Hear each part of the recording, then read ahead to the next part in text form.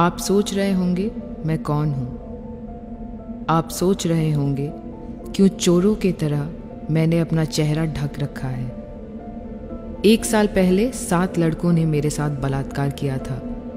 मैंने जीन्स पहनी हुई थी, शायद इसीलिए। मैं एक बेशर्म औरत हूँ और हर एक लड़की जिसका रेप होता है वो बेशर्म होती है। हम बेशर्म ना होते तो क्यों हमें अपना चेहरा छुपाना पड़ता।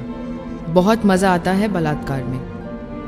आखिर बलात्कार भी तो सेक्स ही है। बहुत मज़ा आया मुझे जब मेरे कपड़े फाड़े, जब मेरे बाल नोचे गए, जब कई अनजान हाथों ने मेरी 2 टांगों को ज़बरदस्ती खोला। जो आप सुन नहीं पा रहे हैं वो मेरे साथ 1 साल पहले हुआ था और 5 महीने पहले एक 5 साल की बच्ची के साथ। उसने भी जीन्स पहनी होगी, शायद इसलिए। मैं खुश हूँ कि आप घर बैठे बैठे अपनी व्यस्त जिंदगी के 5-10 मिनट निकालकर बलात्कारियों को तहे दिल से गाली देते हैं। और सच मानिए, इतना काफ़ी है। हम जिन लड़कियों का बलात्कार होता है वो ना किसी की बहन होती हैं, ना माँ, ना बेटी। हम कहीं और से ही आए हैं। इसलिए आप चिंता मत कीजिए। रेप जैसी घटना आपकी माँ, बहन, बीवी या गर्लफ्रेंड के साथ कभी हो ही नहीं सकती।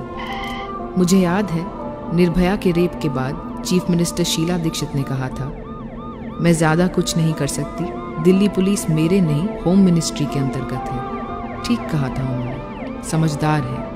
लेकिन कुछ असामान्य पागल लोग रेप जैसी सामान्य घटना को पर्सनली ले लेते हैं।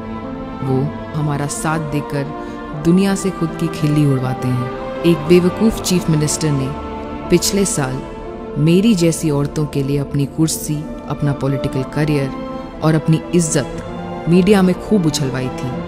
वो भी पुराने सत्ताबाजों की तरह कह सकते थे कि दिल्ली पुलिस मेरे अंडर में नहीं है, मैं ज़्यादा कुछ नहीं कर सकता। लेकिन उन्होंने ऐसा नहीं कहा। इसीलिए बदले में उन्हें बहुत कुछ मिला। कई नामों से नवाजा गया, धरना किंग, तमाशेबाज, नौटंकी, भगोड़ा, ड्रामेबाज। उस नासमझ चीफ मिनिस्टर की नौटंकी का आप लोगों को भी काफ़ी खामियाजा उठाना पड़ा। जिस शहर में एक नाचती हुई बारात, एक वीआईपी और एक ख़राब लाल बत्ती की वजह से मीलों लंबा ट्रैफिक जाम लग जाता है, वहाँ एक बलात्कार ने आपको आपके महफूज घरों से कई घंटों तक दूर रखा। फिर 26 जनवरी, जिस दिन पूरा देश फक्र से अपने महान गणतंत्र होने का जश्न मनाता है, उस दिन एक ड्रामेबाज ने पूरे देश का ध्यान हम जैसी बेशर्म औरतों पर खींचने की कोशिश की। मैं अपनी जैसी तमाम बेशर्म औरतों की तरफ से उस धरने के लिए आपसे माफ़ी मांगती हूँ। 7 फरवरी को मैं और मेरी जैसी तमाम बेशर्म औरतें अरविंद केजरीवाल को फिर अपना वोट देंगी। हम मजबूर हैं, साथ दिया था उसने। आपकी ऐसी कोई मजबूरी नहीं है, आप किसी को भी वोट दे सकते हैं।